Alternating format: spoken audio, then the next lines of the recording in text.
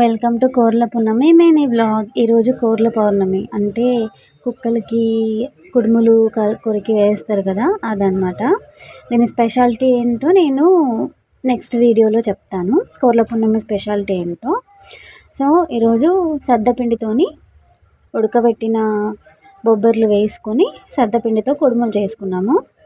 So ఈ process అయితే నేను మీకు చూపిస్తున్నాను. కుడుములు మేము ఎలా చేసుకున్నాం అనేది. కొంతమంది బియ్యపిండితో కూడా చేసుకుంటారంట కుడుములు. మేమైతే సద్దపిండితో చేసుకుంటున్నాము.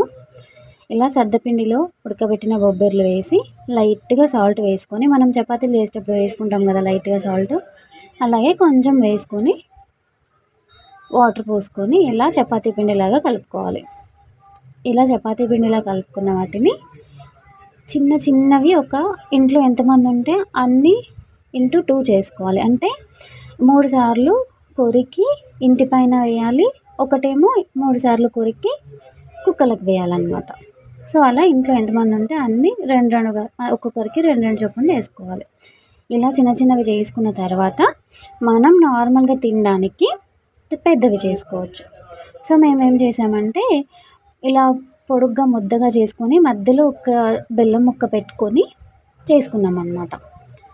అది స్వీట్ టేస్ట్ కోసం అలా ఇదిగో చూస్తున్నారు కదా, మధ్యలో బెల్లం ముక్క పెట్టుకొని క్లోజ్ చేసేసామన్నమాట. ఇది స్వీట్ టేస్ట్ కోసం. నార్మల్వి కావాలనుకుంటే ప్లెయిన్వి చేసుకోవచ్చు. సో ఇలా అయిపోయిన తర్వాత ఇప్పుడు నార్మల్వి చేస్తారు చూడండి. ఇలా మనం రోటీ చేసుకునే ముందు ఇట్లా రౌండ్గా చేసుకుంటాం కదా గిన్నె షేప్లో. సో అలా ఆ షేప్లో చేసుకొని కుడుములు అలా చేసుకోవాలన్నమాట. ఇలా చేతితో ఒత్తుకోవాలి వీడియోలో చూపిస్తున్నట్టు. ఇలా మేమైతే కుడుములన్నిటిని రెడీ చేసుకొని వీటిని బాయిల్ చేసుకోవడానికి ఇడ్లీ పాత్రలో ఫస్ట్ ప్లేట్ ఉంటుంది కదా, ఇడ్లీ పాత్రలో ఒక 2 గ్లాసెస్ వాటర్ పోసుకొని ఫస్ట్ ప్లేట్లో ఇవన్నిటిని అరేంజ్ చేసుకోవాలి.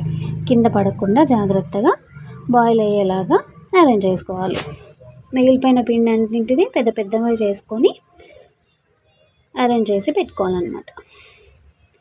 మీరు మీ ఇళ్ళల్లో మీ సైడు ఎలా కోర్ల పున్నమి సెలబ్రేట్ చేసుకుంటారో కామెంట్ బాక్స్లో కామెంట్ చేయండి.